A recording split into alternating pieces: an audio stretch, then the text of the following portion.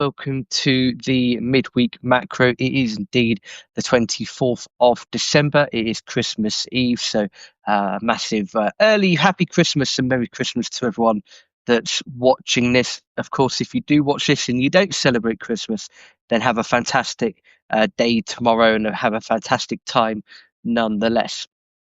A couple of apologies to make. First of all, as for those that have read the commodity wrap and the market wrap and other posts, I have not been very well in the last week. Don't worry, I'm not after sympathy votes or anything like that.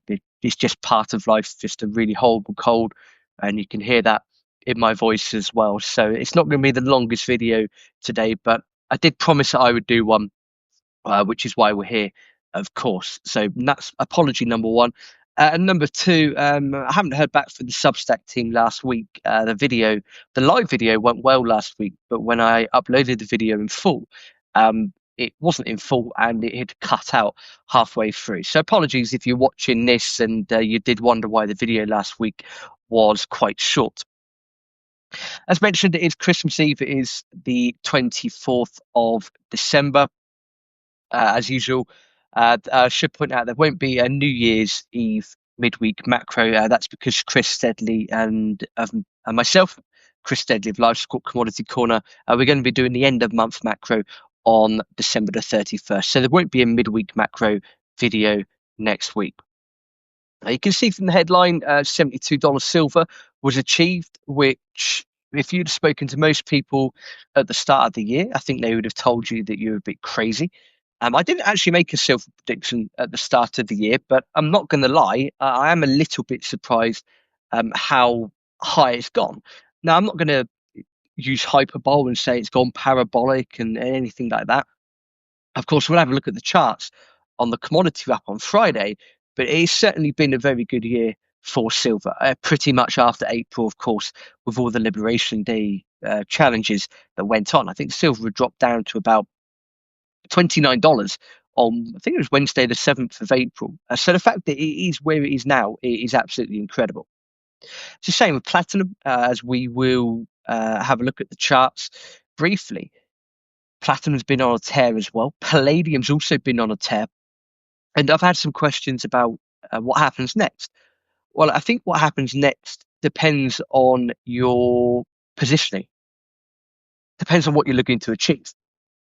Now, the reason I say that, I've said this a few times on the channel itself, is if you're trying to trade these markets, your mentality and your approach are going to be different than if you are trying to, just add to your bullion position, for example. So if you look at silver, and we'll call it $72, I don't have the chart on me right now, but we will look at it.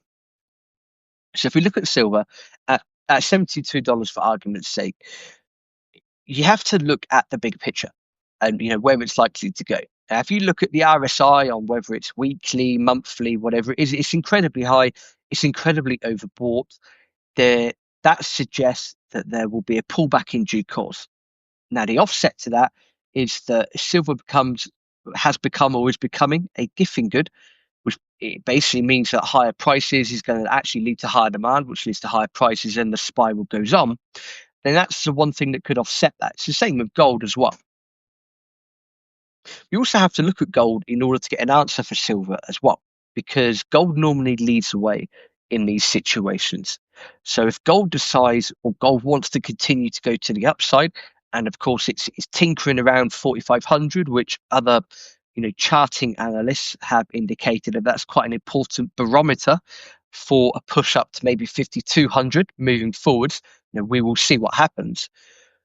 The point being, if you're looking at gold to help you understand what's going to happen to the others, and gold is likely to continue to increase, then we can go back and go, well, in that case, silver is likely to increase as well. Same with platinum, same with palladium.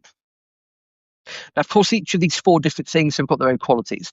We know gold is the ultimate, safe haven, as they say. It's the ultimate stabilizer. If they're printing more currency, that devalues the currency. So intrinsically, gold's going to go in the other direction. Gold is, inflation proof. I.e., you can still, buy a suit in 2025, and you could have bought the same suit in 1925 using the same ounce of gold, for example. So it holds its purchasing power, is what I'm looking to say. So that's some of the qualities of gold. For silver, there's a lot more industrial use nowadays. We didn't know all these industrial uses 300 or 400 years ago. It was a monetary metal. In my opinion, it still is a monetary metal, but there's so many more industrial uses nowadays. With silver, we combine that with the structural deficit that's in play as well. So again, simple supply and demand, that would indicate that it's likely to go much higher moving forwards. I know there's a lot of other things at play. I think there's section, I think it might be 232. They're discussing that in the USA at the moment. You've got Indian pension funds coming in that are able to now borrow against silver. Yeah, so I know there's a lot of other factors as well, but I just want to try and keep it simple. With palladium and platinum as well, again, we've got structural challenges within the markets. They're not overly significant, especially in palladium's case, and more so in platinum. But again, you've got to look at the mining jurisdictions and the concentration of where these metals come from. Predominantly come from, in platinum's case, predominantly come from South Africa, palladium as well. And there's a strong mix between South Africa and Russia. Now, of course, there are uh, trading challenges with Russia. And South Africa's a bit of a basket case anyway, in terms of electricity policy, energy policy in general, and the fact that the palladium and platinum, even rhodium, where they're mined, it's highly concentrated even within South Africa. So you're at supply risk. If something happens in that area, or there are some energy issues, or insert problem here, then again that could lead to a lot of uh, potential upside in platinum and palladium. Of course, those eagle-eyed would have noted that platinum has, reached a new, I believe it's new nominal highs. We'll have a look at the chart. If I don't do it today, it'll be in the commodity wrap on Friday. But again, platinum is also surging. So there's a lot of different things at play. I'll go back to the question that I asked earlier on, that if you're looking at adding into a physical position in gold, silver, palladium, and platinum, then even at these prices, given what's likely coming further on down the road, you could just dollar cost average in here. And that's not a financial recommendation. That's not financial advice. Always do your own homework. But if it's me, I certainly wouldn't be put off by any of these prices at all. I would be looking to, just add and add and add and add and add. So again, if you are adding physical bullion, then these prices are fine. There might not be a pullback. I mean, the chances are there will be. What comes up must go down, and it's the way markets move. So I'm not going to sit here and say to yourselves that that's it. We're off to 100, and it's going to get there next week, and it's going to be parabolic. I would never rule it out, but I think we need to have a bit more. Patience isn't the right word. We just need to have a little bit more, tranquility. I think, and try and take the emotions out of it. But is silver on the path to 100? Yes. Is it going to get there next week? Right. I mean, it could do. It's unlikely, but you never know. Ultimately, if you believe that silver is going to go much higher moving forwards anyway, and you think it's going to go to, I don't know, $200, $300, which isn't out of the question, then it's a bargain at $72. Same with gold. If you think gold's going to, double next year, and I think it might do, but I'm working on my predictions at the moment, then at 4,500, it's a bargain. Same with platinum. Do you think platinum could 2 or 3x from here? Well, again, it's possible. So why would you not buy it if you're looking to add to a physical position? Of course, the other side of the argument is if you're trying to trade, and trading is completely different. It's a different ball game. You'd be looking at the very high RSIs that are across the board at the moment. And if I was trying to trade this, I'd be sitting on the fence at the moment, personally. I'd be waiting for some form of pullback, some form of consolidation, whether that's in gold, silver, platinum, and palladium. That I'd be waiting for that pullback. I'd be waiting for a bit of sideways movement. I'd be waiting for the market to die down a little bit. Again, we all are all aware that these markets can hit a hot streak, absolutely. And for those that, I know people will compare silver to 1979, and there's great charts out there, but we're nowhere near that, ultimate bull mania peak. In my opinion, we're still looking at a lot of major money trying to get in a major currency, I should say, try to get into mining stocks and gold and silver. So we're still people are waking up, but I still think everyone watching this video, I still think we're ahead of the game, and that's the position that I'd be looking to take moving forwards. So just to summarize, we're seeing very high prices in gold, silver, platinum, palladium. We'll go through the charts in a minute. And questions that I've had a lot of is or are, do we buy? Do we not buy? I can't tell you when to buy and when to not buy. What I can tell you and what I will say to you is that if you're looking to add to your physical position, again, just take a step back, take a breather, and look at where you think the markets are going to go moving forwards. And I believe they're going to go much higher. So again, if you think something's going to go to $150 or $200 in this case silver, and you have the opportunity to buy it at 72 or plus premium and so forth, and it could potentially double, that's probably not a bad way to store your fiat currency, to actually put it into God's money, as Robert Kiyosaki would say, in silver itself. Let's have a quick look at the charts then. So apologies, my eyes are just going to glaze to the other side. So I'm just bringing these charts up now. So as mentioned, it is just gone 11 o'clock Eastern. It is Christmas Eve. It is the 24th of December. So we see gold at $4,468. It's up $129 on the week. So it's up 3% on the week. And again, the last 3 weeks, gold has just been on the march. So not doing too bad in gold. And if I bring up silver, we see that silver is $71. My apologies. There's $71 at the moment. So it seemed to have the high of the week was 72.68. I believe that was either yesterday or the day before. So it started to tail off a little bit.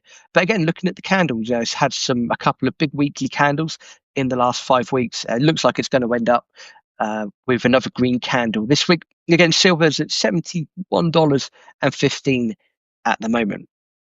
If I go and bring up platinum here, platinum is, again, it's cooled off from where it was a couple of days ago, but it's still, it's at $2,192.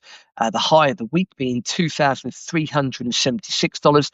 So you can see that if platinum moves, platinum can move as well. Also, I know that Chris Sedley of Life's Commodity Corner and myself, we were talking platinum even in April and May, and saying that it's got a lot of room to run. So if I look back on those conversations, that's one reason why I should subscribe to the Contrarian Capitalist and watch those videos, because we seem to be a few months ahead of the game when we were talking about platinum back in April and May. But again, that's $2,190, give or take. I'm just trying to wind back. If I wind back, that goes to, it's the highest that's been for about 17 years. Chart that I'm looking at says 2008 was the last time it was anywhere near this amount. So that just shows how far platinum has come. And again, even in the last couple of weeks, we've seen it's up $210 this week thus far. Last week it was up $238. The week before that it was $105. The week before that it was actually down on the week, but the week before that $156. If you actually look at the point that in the end of November, or at the end of November, it was about $1,500. Now it's just under 2,200. So again, when it moves, it does have the ability to move. We'll bring up palladium as well. Palladium's actually gone down on the week ever so slightly. Again, it had spiked up. Now, whether this is pre-Christmas trading or some shenanigans by the banking cartel, whatever it is that might have been going on, palladium at the start of the week had hit $1,959. It's now at $1,695. So again, that's a near $300 drop in a matter of a couple of days. So again, the candle is a red candle at the moment. It is down 1.2% on the week. It's down $22 at the time of recording. And again, it would be a case of watch this space, I reckon. Also have to mention seasonality very quickly. I didn't do that earlier on. That when you look at seasonality, December January, in terms of gold and silver, they're quite strong months anyway. So we have to bear that in mind when we look at a lot of these green candles moving to the upside. We have to understand that likely they are part of seasonality as well. I know there's a lot of other structural things at play that we mentioned at the start of the video, but seasonality as well, does have a part to play. And of course, if the higher powers that be are trying to do any form of rug pull, again, that's probably only being done to knock confidence, to knock people out of the park, people that might not be as attuned to these markets as you are watching this. I know that you're very attuned to what's going on, but there's going to be a lot of people out there that have no idea, and they might see something go up, they might get in, then they might see that price go down by 5%, and they go, "Well, I'm out." So again, there could be a lot of shenanigans going on behind the scenes. Two more markets, commodity markets to tap into. Number one is oil. I'm looking at a WTI chart here. That oil's up $1.78 on the week. It's up 3.15%. WTI is at 58.33. I know people are going to be asking the same question. That low last week of $55 is that now the low? I'm going to bring seasonality back into the game. I think that January, February, seasonality wise in oil is normally quite soft. I'd expect there to be a bit more downside moving forwards. Short to medium term, I'd be bearish. Long term, I'd be bullish on oil, but it's worth keeping an eye on. Again, I could be completely wrong. Maybe last week was actually the low. But I mean, oil's not had a good year. When we go back and look at what's happened on the year, it's not had a good year at all. And I think there's a lot of other forces at play in oil. I have a feeling that is going to take a bit of a hit in the first couple of months of 2026. We shall see. One other chart to look at, and again with copper, I know there's a lot of talk about copper. Now, copper, for those that follow the commodity wrap, we do it on a per pound basis, US dollars. So we don't look at what it is per metric ton and so forth. That being said, I am aware that copper has reached over $12,000 per ton. Again, I'm indifferent on copper, purely because if you look at Chinese demand graphs, the Chinese demand is actually decreasing. Now, I know that copper's had very good run in the last couple of years, and yes, it's got this bull case of electrification and the upgrading of grids and so forth. So I'm totally with that. Yes, there are supply side issues as well. There's, again, for me, there's just something about copper that I'm not as bullish on as other people, and certainly I'm not as bullish on it as other commodities out there as well. I mean, that being said, looking at the weekly chart, and again, this is on a per pound basis US dollars. I mean, it's at $5.58, and if you look at the chart ever since uh, the tariff debacle at the end of July, start of August, copper went all the way down there to $4.37. Well, it's crept up a couple of red bars in there in the last few months, but overall, it's been doing all right. So again, a lot of people say copper's going to go a lot higher. I'm not too sure at the moment, to be honest with you. There's just a lot of factors at play in copper that make me, again, maybe that's just that contrarian edge there, but we'll see what happens moving forward. Anyway, the point being that it has hit over $12,000 per ton, which is, it's always nice to meet those round figures, to say the least. We'll quickly follow up with the major indices, and again, they seem to be Santa Claus rally does seem to be in effect. It's not an overly significant one, to say the least. So I think it's going to set up for an interesting first week of January as well. Of course, as mentioned, it is Christmas time for most or a lot of people around the world. So just because the markets might be closed in the USA, for example, doesn't mean that they're not going to be closed elsewhere. So again, keep your eyes open this Christmas as well, because of the the differences in the markets and who celebrates what. You actually might find that these numbers could wildly change by this time next week. Who knows what will happen. So just bear that in mind as well. An example close to home is on the 26th of December. There's a thing called Boxing Day in the UK. So people don't work. Well, it's effectively a bank holiday in the UK. But I understand that we're one of the few countries that do that. Other countries are back to work on the 26th. So again, there could be those market distortions there. We will see what happens. Anyway, quick look at the US indices. So we've got the S&P 500 pushing onwards and upwards is at 69.26. I believe, if I'm not mistaken, that is going to be a high. Yeah, it's taken out a high, intraday high, back in the end of October. So congratulations to the S&P 500 there. So again, that's at 69.26. The Nasdaq is up on the week ever so slightly. It's trading at 25,624 over there. I've got the Dow Jones is again slowly pushing onwards and upwards. That's at 48,658 at the time of recording. The VIX index is just continuing to fall off a cliff. So that basically means the volatility within the S&P 500 is 1359 at the moment. So basically anything under 15 means that there's lower than expected volatility. So in a nutshell, this is telling us, nah, there's not a lot going on. You know, things are all right, basically. And that VIX has been dropping for the last 5 weeks. As well. And again, we could work that hand in hand with a Santa Claus rally. There's probably a lot of other factors at play as well. But again, yeah, it is at 1359. That's the lowest that's been actually since looks at chart the week commencing Monday the 9th of December 2024.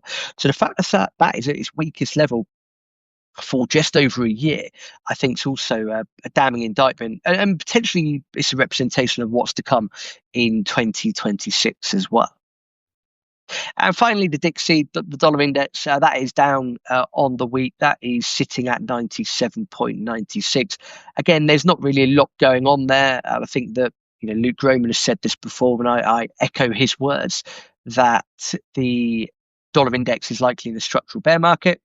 So yeah, you might get the odd pop here and there, but I think moving forwards, I do think that that's going to go down even more so. A global thank you. I've just seen that. Thank you and Merry Christmas. Well, thank you for everyone for watching this as well. I did promise that I would do one today, so I'm glad that there's a bit of extra festive cheer, especially if you're in the bullion sector. I'm sure that you're going to be looking, quite happy over Christmas as well. But no, a global thank you for that. I really appreciate that as well. Thank you. Going back to the Dixie there again, I think there's a structural bear market moving forward. So again, we might get the odd pop up here and there, but I couldn't imagine that being sustained if it were to go to the upside. Now, I am working through my predictions, so they will be with you next week. Just to give you a quick rundown of what you can expect from the Contrarian Capitalist in the next week or two. As mentioned at the start of the video, I am slowly getting over a very, very nasty cold. That's why I sound a bit nasally today. So my apologies for that. But what you can expect in the next week or so, there will be nothing on Christmas Day, because Christmas Day is Christmas Day. Then what I would call Boxing Day, or the 26th of December. It's Friday, so there'll be a commodity wrap. Might not be as in depth as usual, but there will still be a full charting analysis. I will also try and do an audio for the commodity wrap on Friday the 26th, and then Sunday the 28th of December, there will be a market wrap as well. So again, we'll see what happens in the markets. It might not be the most in-depth market wrap, but there will be a market wrap nonetheless. And then I'll be finishing off my 2026 predictions, and I'll get them out possibly via an audio or video between Christmas and New Year. And then, as mentioned earlier on, we'll be back with Chris Steadley of Life's Called Commodity Corner. We will be recording the end of month macro. We'll actually be recording that on New Year's Eve, first thing in the morning. So that will be with you on New Year's Eve, just in case you do want to watch that before you head out for any New Year's celebrations. And then, the start of January, again, it'll be commodity wrap, market wrap. There will also be a review of my predictions for this year, where, hey, I've done well, but I've not done well at the same time. So again, that'll be in video format, quite possibly. So again, that'll be with you in January. But yeah, in short, you might see from the Contrarian Capitalist, from myself, a little bit of downtime over the next week in terms of content or notes or anything like that. I should point out that from the second week of January, the podcast is quite full, and we've got some returning guests. We've got some new guests that are coming on within the first couple of months in 2026. I'm also aware that podcasts in December are not always the most listened to thing in the world because people are, celebrating Christmas and doing other things. So therefore, there haven't been any expert interview podcasts. The podcast with Ted J. Butler of the Sam Money Report, again, because of illness, my side, that's been pushed back to January. So again, from the second week of January, we will be up and running again in the podcast sphere. Well, that's just time for me to, because I want to cough. So it's just time for me to say massive thank you to every single one for watching this video. I appreciate it's Christmas Eve, but also more importantly, to say that I am incredibly grateful for every single one of you because the Contrarian Capitalist channel continues to grow. The content I think is being provided, the feedback that is provided is good. I might run a poll in January just to see, get more feedback of what can be done to further improve the channel. But it is an honor and a pleasure and a privilege to be able to do this. I'm glad that so many people get value from it. And if you're yet to become a free subscriber, please do so. And if you are a free subscriber, then do allow me to serve you at a higher level by becoming a paid subscriber. It's $11 a month if you go monthly, or if you go on annual, it works out about $9.20 per month. You can also become a founding member as well, which is a one-off lifetime investment, a one-off lifetime payment to the channel. So it doesn't renew every year. You pay once and that's it. You're a contrarian capitalist for life.